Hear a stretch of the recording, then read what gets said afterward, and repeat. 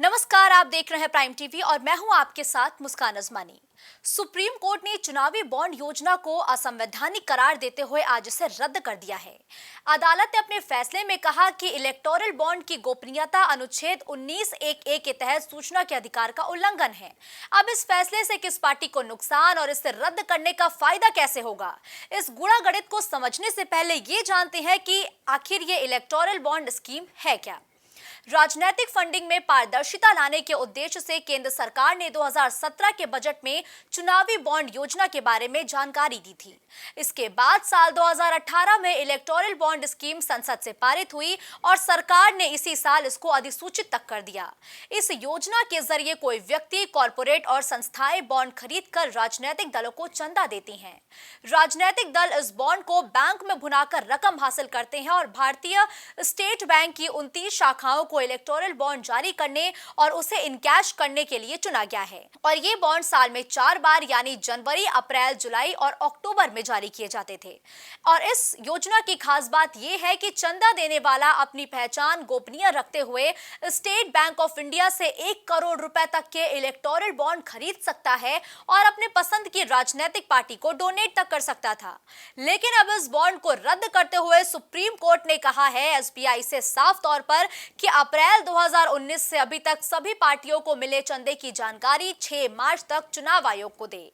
चुनाव आयोग 13 मार्च तक अपनी जानकारी जो भी उसे प्राप्त हुई है उसे अपनी वेबसाइट पर प्रकाशित करे। ये भी आज बड़ी बात सुप्रीम कोर्ट की तरफ से कही गई है। गुमनाम चंदे की जानकारी का इंतजार तो सभी को है, लेकिन चुनाव निगरानी संस्था एसोसिएशन ऑफ डेमोक्रेटिक रिफॉर्म्स यानी कि एडीआर की एक रिपोर्ट के मुताबिक 2016-17 और 2021-22 के बीच 5 साल में कुल 7 राष्ट्रीय दलों और 24 क्षेत्रीय दलों को चुनावी बॉन्ड से कुल 9,188 करोड़ रुपए मिले।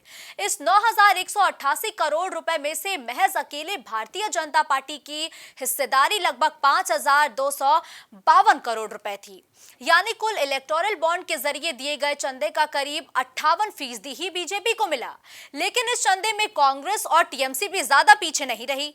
इस अवधि में कांग्रेस को इलेक्टोरल बॉन्ड के करीब 952 करोड़ रुपए मिले। वहीं अगर हम ममता बनर्जी की पार्टी यानी कि तृणमूल कांग्रेस की बात करें तो 776 करोड़ रुपए इस पार्टी को मिले।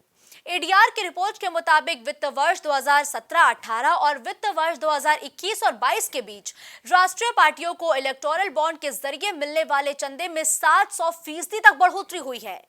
वहीं दूसरी तरफ इस अवधि में राष्ट्रीय पार्टियों को मिलने वाले कॉरपोरेट चंदे में केवल 78% ही बढ़ोतरी हुई है। एडीआर ने अपने विश्लेषण में पाया कि इन 5 सालों में से वर्ष 2019 और 20 जो कि एक चुनावी वर्ष था, इस साल लोकसभा चुनाव हुए, इस दौरान सबसे ज्यादा 3,429 करोड़ रुपए का चंदा इलेक्टोरल बॉन्ड के ही जरिए आया।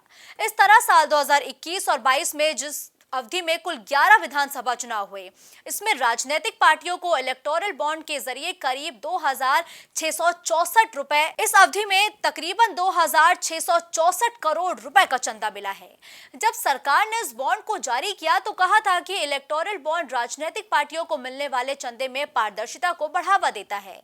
सरकार के मुताबिक ये योजना पारदर्शी है और इसके जरिए काले धन की अदला बदली नहीं होती।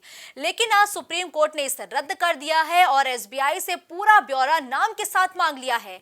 और इसके बाद कहा जा रहा है कि उद्योग जगत को एक बड़ा और तगड़ा झटका लगा है।